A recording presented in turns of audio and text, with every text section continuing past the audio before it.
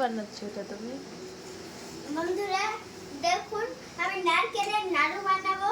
ওই জন্য দেখুন আমরা প্রথমে নারকেলটাকে পাক করে নিচ্ছি আমরা। ওই জন্য দেখুন আমরা পাক করে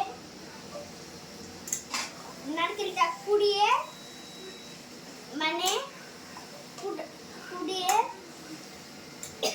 আমরা গুড় দিয়ে জাল দিয়ে দিচ্ছি বেশি করে, যেন আখের গুড়টা গলে যায় ভালো করে, আর যেন পাকটাও সুন্দর হয়ে যায়। ওই জন্য আমরা করে নিচ্ছি বন্ধুরা, দেখুন তাহলে।